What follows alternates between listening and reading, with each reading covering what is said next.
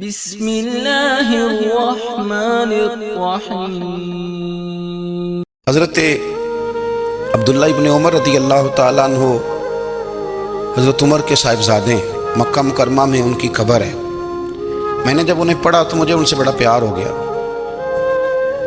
لیکن آپ کو پتہ ہے وہاں جا کے کسی شخص کا مزار تلاش کرنا یا پوچھنا ایک مشکل کام ہوتا ہے۔ تو ایک دفعہ میں مکہ شریف میں حاضر تھا تو ایک گاڑی والا ڈرائیور مجھے کہنے لگا کہ مولانا میں آپ کو جانتا ہوں، مجھے آپ سے محبت ہے، ایک بات بتاؤں آپ کو؟ میں نے کہا بتاؤ۔ کہنے لگے حضرت عبداللہ ابن عمر کی قبر دیکھنی ہے۔ میں نے کہا یہ تو نہیں کہہ رہا، یہ کسی نے بندوبست کرایا ہے، یہ اللہ نے تیرے دل میں بات ڈالی ہے، یہ ہو گیا تو لے چل مجھے۔ حضرت عبداللہ ابن عمر کو نبی پاک نے فرمایا تھا راجل صالح، یہ نیک بندہ ہے، یہ متقی آدمی۔ حضرت عبداللہ ابن عمر رضی اللہ تعالیٰ عنہ سیدنا فاروق اعظم رضی اللہ تعالیٰ عنہ کے صاحبزادے ہیں، اور ان کی ہمشیرہ سیدہ حفصہ رضی اللہ تعالیٰ عنہ حضور کی زوجہ محترمہ ہے۔ ایک دن اپنی ہمشیرہ سے کہنے لگے کہ نبی کریم صلی اللہ تعالیٰ علیہ وسلم گھر میں آئے نا، اور اگر حضور غم امت میں پریشان نہ ہوں، طبیعت کو حشاش بشاش دیکھو تو ذرا پوچھنا تو صحیح حضور کا میرے بارے میں کیا خیال ہے، پوچھنا تو صحیح کہ کریم کی بارگاہ میں میرا کیا مقام ہے، میرے بارے میں حضور کیا فرماتے ہیں۔ اب بہن کو کام بتائے، اور بتائے بھی بھائی، اور پھر بہن وہ کام نہ کرے، یہ تاریخ میں ہوتا نہیں۔ حضرت عمر فاروق رضی اللہ تعالیٰ عنہ کی صاحبزادی ام المومنین رضی اللہ تعالیٰ عنہ فرماتی ہیں کہ میں تو بس منتظر تھی۔ انہوں نے تو کہا تھا نا کہ اگر تم حشاش بشاش دیکھو تو بات کرنا، لیکن حضور تشریف لائے، میری باری تھی، میرے گھر تشریف لائے، کھانا پیش کیا تو فوراً میں نے عرض کی حضور ایک بات پوچھنی تھی۔ حضور نے فرمایا پوچھئے۔ میں نے عرض کی حضور میرے بھائی عبداللہ ابن عمر کے بارے میں آپ کا کیا خیال ہے؟ نوجوانوں میری بات پہ غور کرنا، میرے بھائی کے بارے میں آپ کا کیا خیال ہے؟ تو نبی کریم صلی اللہ تعالیٰ علیہ وآلہ وسلم نے میری طرف دیکھا، اور پھر حضور زیر لب تھوڑا مسکرائے، اور بریلی کے امام کہتے ہیں کہ حضور مسکرا دیتے تھے نا تو جو بڑا دکھی ہوتا تھا وہ بھی ہنس پڑتا تھا۔ اب سوال پیدا ہوتا تھا کہ پھر تو اس مسکراہٹ کے لیے انتظار کرنا پڑتا ہوگا کئی مہینے کہ حضور مسکرائیں تو رونے والے ہنسیں، تو اعلیٰ حضرت فرماتے نہیں، انتظار نہیں کرنا پڑتا، یہ مسکراتے رہنا تو حضور کی عادت ہے۔ جس کی تسکین سے روتے ہوئے ہنس پڑے،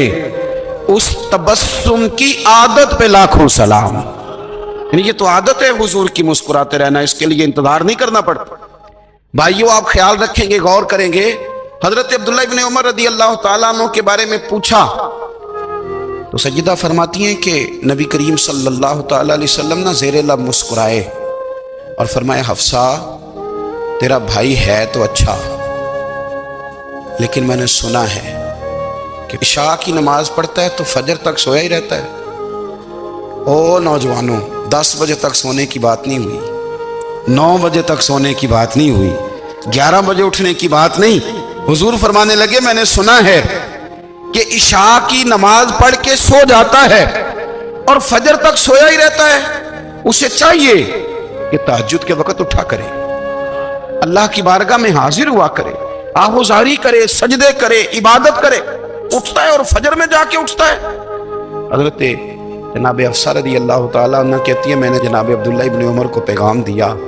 اور میں نے کہا میرے جوان بھائی سن، نبی پاک نے فرمایا ہے تو اچھا پر تہجد میں نہیں اٹھتا، نفل نہیں پڑھتا۔ او میری ملت کے جوانوں، مزہ نہیں آ جاتا جب ساری دنیا سوئی ہو، ساری دنیا، اور بستر بھی گرم ہو اور نیند بھی پورا غلبہ کر رہی ہو،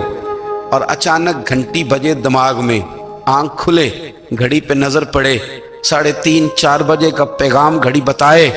اور کوئی چڑھتی جوانی والا اٹھ کے وضو کرے، اور جب وہ مصلی کھول کے بچھائے تو مدینے والے محبوب کہتے ہیں کہ ہر نماز پہ رب ثواب دیتا ہے، اور جو اٹھ کے تہجد کی نماز پڑھے اسے دیکھ کے تو رب مسکراتا ہے، جو اس کی شان کے لائق ہے، جو اس کی شان کے لائق، وہ مسکراتا ہے، خوش ہوتا ہے کہ میرا بندہ تہجد میں اٹھ گیا، وہ مسکراتا ہے۔ کاش ہماری صبحیں کبھی اپنے مالک کے نام ہو جائیں، کاش کہ صبح حضرت ابو الحسن رحمۃ اللہ تعالیٰ علیہ حضرت معاذ ابن جبل رضی اللہ تعالیٰ عنہ کے پاس بیٹھا کرتے تھے، फरमाते हैं उनसे जो प्यार बढ़ा तो फिर मेरा मुसल्ले से भी बढ़ गया। ताबी हैं, फरमाते हैं सहाबी रसूल से मोहब्बत हुई तो जिक्र से भी हो गई,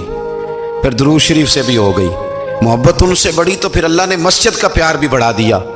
आप फरमाते हैं कि मेरी हर वक्त तो भी ये चाहती थी कि बस अल्लाह अल्लाह करूं, बस अल्लाह अल्लाह करूं, बस ना मैं ज़रा थोड़ी जान छुड़ाऊं लोगों से, कुछ 10 मिनट मिले तो मैं कुछ 4 नफल पढ़ लूँ, मैं थोड़ा सा ना बचूं लोगों से, और मुझे तस्बीह मिले तो मैं ना कुछ 400-500 दफ़ा इस्तिग़फ़ार पढ़ूं, सुभान अल्लाह, अल्हम्दुलिल्लाह, अल्लाहु अकबर, ला हौला वला कुव्वता इल्ला बिल्लाह, मैं ना तस्बीहात पढ़ूं। फरमाते हैं कि बच्चे थे घर में 6-7, गुर्बत थी, काम मिलता कोई नहीं था, और मैं काम चोर नहीं था, काम ढूंढता था, पर अल्लाह की कुदरत के काम नहीं मिलता था। फरमाते हैं कि मैंने एक दिन अपनी अहलिया से कहा कि आज मैं फिर जाता हूँ काम ढूंढने, तो मेरी बीवी बड़ी फर्मा बरदार थी, पर उस दिन ना गुर्बत के हाथों तंग आके कहने लगी, आज ना कोई तू चीज़ लेके आया, तो मुझसे बच्चों की भूख नहीं देखी जाती है, सब रोगां दा रोग मुहम्मद जिसदा नाम गरीबी, कंड बुला के लंघ जाते नहीं दोस्त यार करीबी, आज ना कुछ लेके आया तो मैं बच्चे लेके मेके चली जाऊंगी। शेख फरमाते हैं कि मैं बड़ा परेशान घर से निकला, पर मैंने सुबह से लेके जोर तक काम ढूंढा, काम मिला कोई नहीं, तो मेरे दिल में ख्याल आया चलो काम नहीं मिलता तो अल्लाह अल्लाह तो करे ना, चलो बंदों की मजदूरी नहीं मिलती तो रब करीम की इबादत ही करते हैं। फरमाते हैं कि मैंने ना फुरात के पानी से वुजू किया, नहर के, शदीद धूप थी, साथ रेत थी और रेत तप रही थी, मैंने अपना रुमाल वहीं मुसल्ला के तौर पर बिछा लिया, और फरमाते हैं कि जोर से लेकर असर तक नमाज पढ़ी, धूप भी पूरे जोर पे, पर मेरे सजदे का ज़ौक़ भी पूरे जोर पे। फरमाते हैं सूरज भी चमक रहा है और रब की इबादत का ज़ौक़ भी पूरे जोर पे, मैं सजदा करूं तो फिर मेरा उठाने को जी ना चाहे। मेरे उस्ताद लिखा करते थे, ये उनका शेर है, वो कहा करते थे, मुझे सोज दे, मुझे साज दे, और मुझे नीम शब का नियाज दे,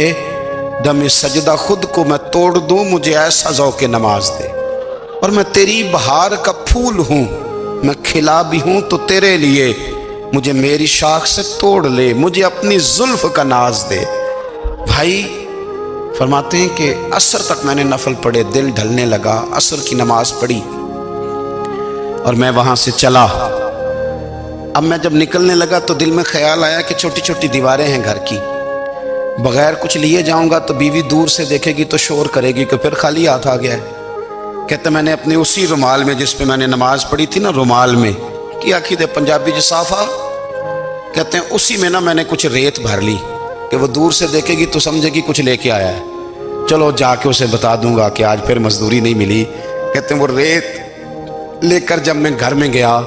तो पहले बीवी दरवाजे पे खड़ी होती थी, पूछती थी खाली हाथ आ गए हो, आज मैंने देखा तो है ही कोई नहीं।